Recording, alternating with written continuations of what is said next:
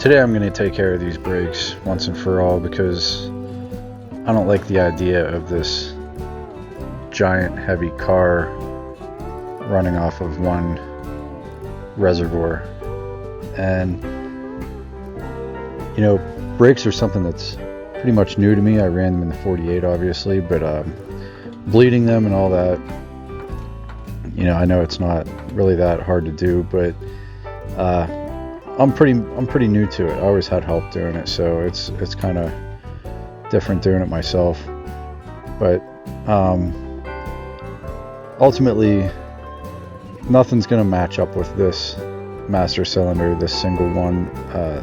You know, it's on 4 bolts, and unless I want to spend a lot of money, I'm gonna have to just drill my own holes and make a new one work, which, you know, spending $16.99 on one, well, that's the used price, like a return price on Amazon Prime. It's the same one I used for the gasser, and it's AC Delco. These things are fine. They work fine. So I have $30 wrapped up in 2 master cylinders, you know, and they're dual reservoirs, so it's exactly what I need. Now you'll see that the inlets are on the left side instead of the right. I think they're made for like a truck, for like a Ford truck, but whatever, it'll work. So I have to tap into these brakes, and they're ran really strange. The rear brakes run up the passenger side of the car, and then the right front brake, or the passenger side front brake, taps into it, and then so I had to tap into that. I had to, you know, run it across there, which I don't like that it's kind of in the front there, but I'm just gonna cruise this thing around. If I have to replace it, it's pretty simple. $4 brake line, and it was, you know, the short explanation is that it was you know, I just tapped into the old lines, and there was a lot more to it. I needed adapters. Some of the lines were 1/4 inch, some of them were 3/16. The adapters were old, some of them were shot, so I had to do a lot of running around to get the adapters, and a lot of different parts stores. You know, nothing is easy, nothing is one trip, nothing is one day. Very rarely does it work out that way. So then when I went to press the brakes in after I mounted the master cylinder, I realized that the post, you know, or piston that goes into the back of the master cylinder wasn't depressing. It wasn't pushing in far enough, in simpler terms, to allow enough brake fluid to come out. So I had to weld on a little extension.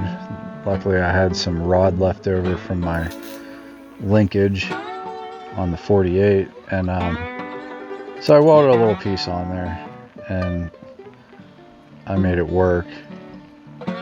But, you know, spoiler alert, I don't show it anyway, so it doesn't matter, but I end up cutting it back off because it doesn't work. Like, it didn't work. It wasn't allowing it to come back out far enough, which is just as important as going in. So everything you're seeing right now is a complete waste of time, and it was for no reason. But I guess it did have a reason, because had I not done it and tried it, I wouldn't have gotten it done. So without someone knowledgeable with me saying, hey man, you don't need to do that, or, you know, that's not going to work, it's all trial and error. So I lived and I learned. But, you know, and it's kind of a shame, because I had this thing, you know, really nice. You couldn't even tell the difference. You couldn't see where I even welded it at. It was nice and strong, and it was for absolutely no reason. But I threw it in the video anyway, because I like to just show, you know, the struggle that you go through with these hot rods. You know, there's no instruction manual. A lot of the stuff you just have to make it. like, there's never a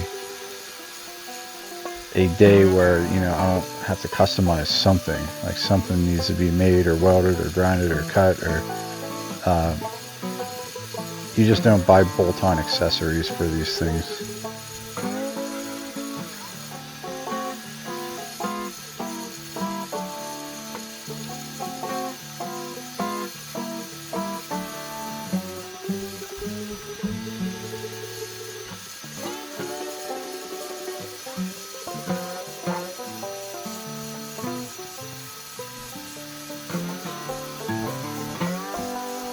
The reason I was doing this anyway, the reason I felt like I needed to do it was because the original piston,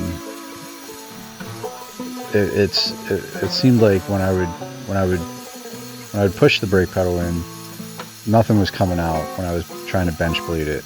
And I was using a Phillips head screwdriver, and the further I'd push in with the screwdriver, stuff was coming out. So I was like, well, maybe it's not going in far enough. And that's what led me to believe that I needed to do this. And, you know, it was literally like a 15-minute situation. So you're seeing it pretty much in real time. Sorry, I guess I could have time-lapsed it. You know, this is pretty boring. But it is what it is. This is what goes into it. And it's all in good fun. But yeah, I have a nice finished extended piston that I cut right back off.